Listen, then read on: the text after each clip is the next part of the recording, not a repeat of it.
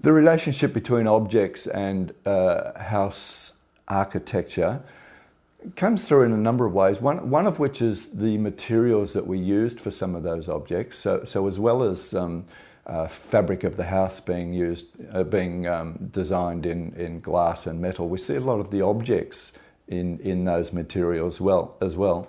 There's also a lot of the objects were very, very simple in their form, but they also represented changes. So we see vases, we see little decorative items such as animals, polar bears, etc., but redesigned, remodeled, if you like, so that they're a series of planes rather than soft and cuddly. We also see a lot of internal lamps that were redesigned, and a lot of that came from Holland and Germany, because this was an era where all ornamentation, both in architecture and in objects, was being stripped away. So there were simple, elegant lines that were coming through from the smallest object up to the largest sculpture. The style has gone in and out of fashion over the years, and there's no doubt about that. Some of that's about how much of it is actually available. But as far as architecture and places to live, it's relatively timeless, particularly areas like St Kilda and Elwood, where a building in Art Deco style is actually a major feature that a real estate agent will concentrate on as a selling point. So who can ever work out what causes fashions to change?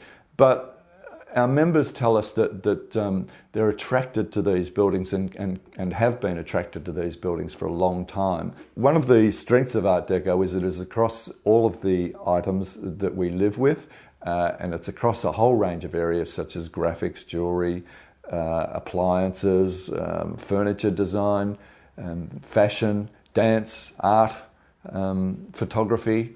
All of those things and more are affected by the restyling, the ethos that said things need to be simpler and easier to produce. Because it was also very much a recovering world in a capitalist environment, and there was a great emphasis on sale and production of goods for sale. And in fact, the 1925 exposition in Paris was designed for consumers as much as the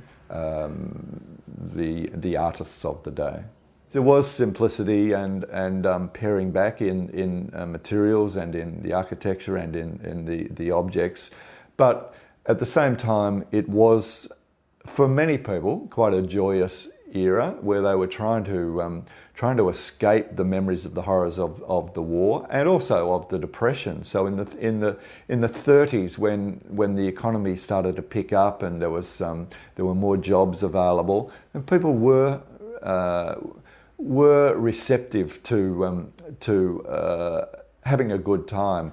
And one of the areas that we see that, particularly in Melbourne, was the dance halls. There were numerous dance halls, many of them in Art Deco styling. And this was a wonderful way for people to get together and have a good time.